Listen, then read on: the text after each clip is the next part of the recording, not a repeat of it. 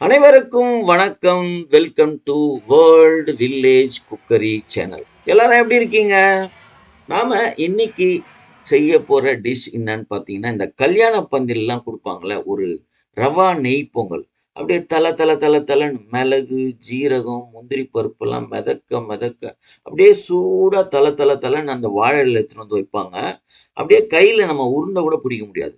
அப்படியே சுட சுட அத உருண்டை கஷ்டப்பட்டு புடிச்சு, அத கத்திரிக்காய் கொஸ்துல போட்டு ஒரு பெரட்டு பெரட்டி, வாயில வச்சா அப்படியே இருட்டுக்கடை அல்வா மாரி அப்படியே நைஸா உள்ள இறங்கும்.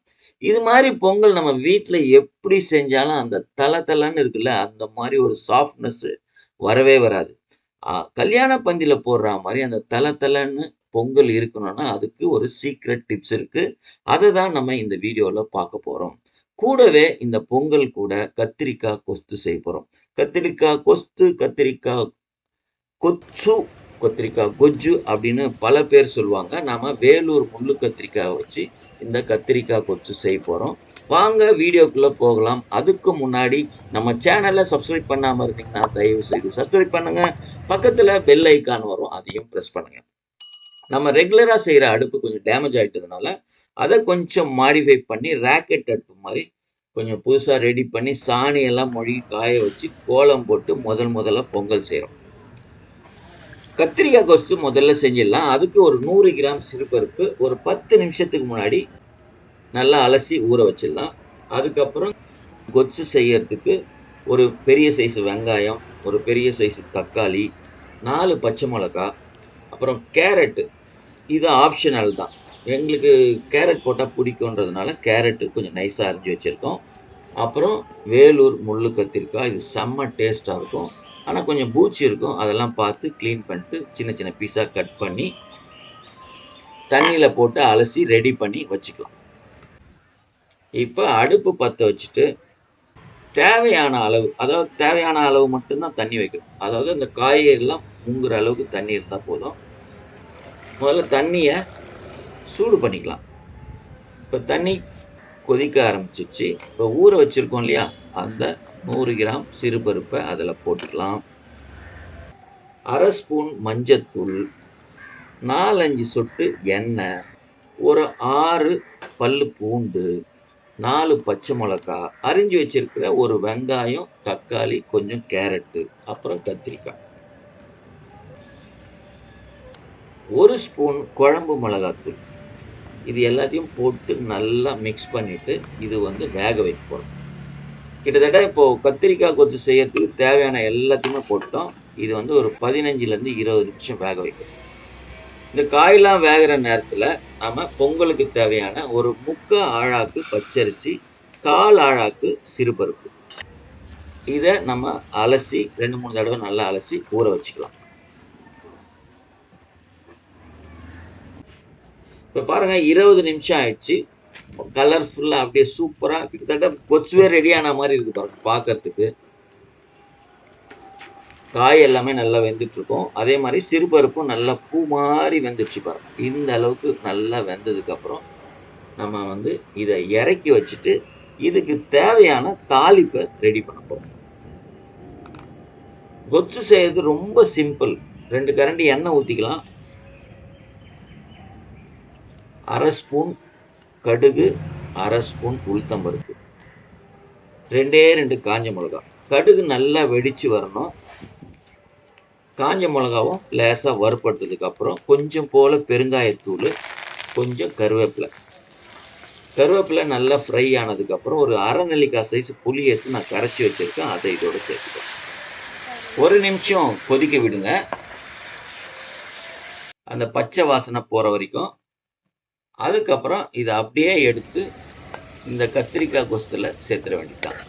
அவ்வளோதாங்க. எவ்வளோ சிம்பிள் பாருங்க. இதை கொஞ்சம் தேவையான அளவு தண்ணி ஊற்றி தேவையான அளவு உப்பு போட்டு மத்து வச்சு ஒன்றும் பாதியமா ஃபுல்லாகவும் கரைக்க தேவையில்ல. கத்திரிக்காய் கொஞ்சம் போல தெரியணும்.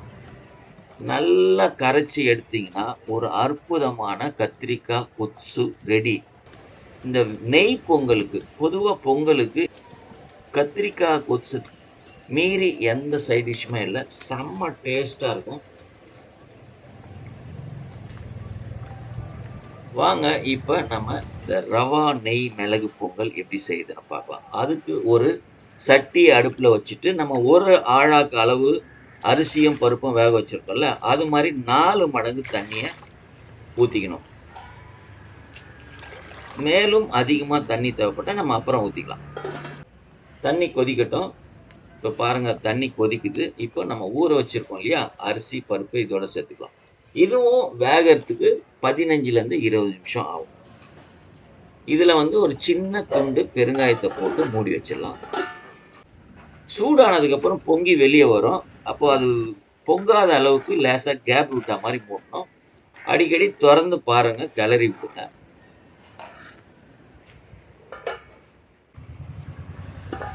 பாருங்க இப்போ ஒரு 15 நிமிஷம் ஆயிடுச்சு. எந்த அளவுக்கு வெந்திருக்கு அப்படின்னு பார்க்கலாம்.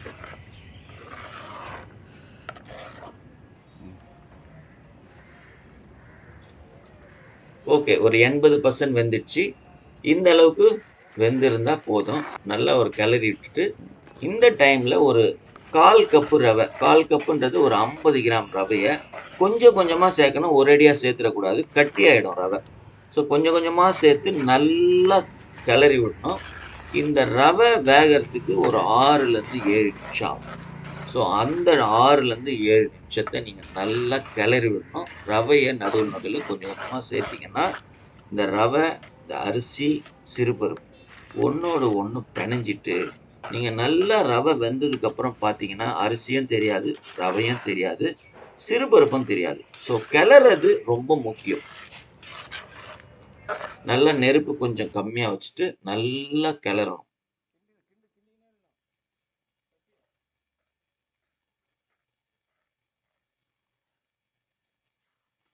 அதே மாதிரி கன்சிஸ்டன்சி இந்த அளவுக்கு இருக்கணும். பத்தலைன்னா கொஞ்சம் போல் தண்ணி ஊற்றிக்கலாம். நான் கொஞ்சம் தண்ணி ஊற்றிருக்கேன். ஏன்னா அந்த தலை தலைன்னு இருக்கும்னு சொல்கிறோம் இல்லையா, அந்த தலை தலைப்பு ரொம்ப முக்கியம்.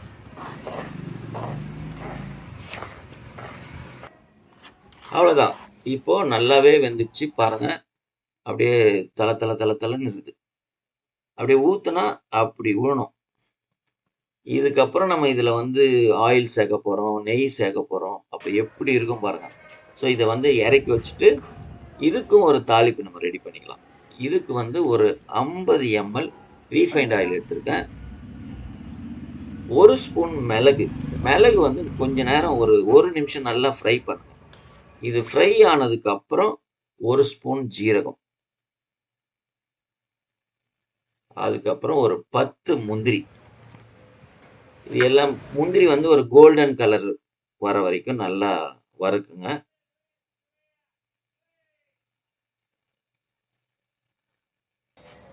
பாருங்க ஓரளவுக்கு நல்லா வறுத்ததுக்கு அப்புறம் பொடியா நறுக்குன இஞ்சி, பொடியா நறுக்குன 2 பச்சை மிளகாய், அப்புறம் பொடியா நறுக்குன கருவேப்பிலை, இது எல்லாத்தையும் போட்டு நல்லா வறுக்கணும்.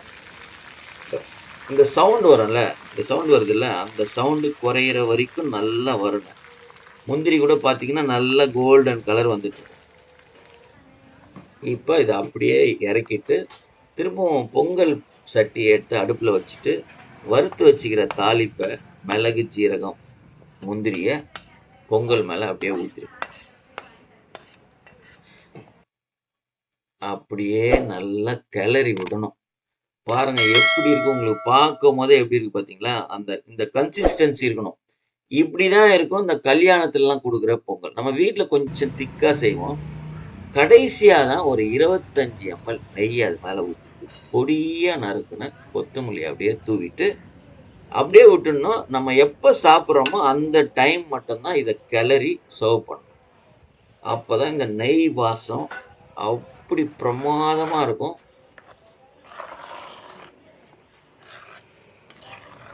எப்படி இருக்கு பார்த்தீங்களா? சூப்பராக அருமையான கல்யாண பந்தியில் பரிமாறப்படுற ரவா நெய் மிளகு பொங்கல் ரெடி. உங்கள் வீட்டில் கண்டிப்பாக இந்த பொங்கலையும் கூடவே கத்திரிக்காய் கொச்சும் செஞ்சு பாருங்க, சாப்பிட்டு பாருங்க, சந்தோஷமா இருங்க. எப்படி இருந்ததுன்னு கமெண்ட் பாக்ஸில் கமெண்ட் பண்ணுங்க. உங்களோட ஒவ்வொரு கமெண்ட்ஸும் எங்களுக்கு ரொம்ப ரொம்ப முக்கியம். இந்த சுட சுட ஒரு பொங்கலை வாழல்ல போட்டு ஒரு சூட ஒரு மெதுவடையை வச்சுக்கின்னு கூட வந்து இந்த கத்திரிக்காய் ஓகே. பொரிச்ச வச்சுன்னு சாப்பிட்டா அட அட அட எப்படி இருக்கும் தெரியுமா? இந்த வீடியோ உங்களுக்கு பிடிச்சிருந்ததுன்னா லைக் பண்ணுங்க. உங்க நண்பர்களுக்கும், உறவினர்களுக்கும் ஷேர் பண்ணுங்க. முக்கியமா நம்ம சேனல சப்ஸ்கிரைப் பண்ணுங்க. பக்கத்துல பெல் ஐகான் வரும். அதையும் பிரஸ் பண்ணுங்க. மீண்டும் அடுத்த வீடியோல பார்க்கலாம். நன்றி, வணக்கம். பபாய்.